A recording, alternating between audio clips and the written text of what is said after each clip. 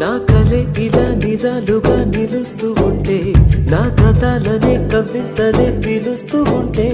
ఈ వరాలుగా ఉల్లాసమే కురుస్తూ ఉంటే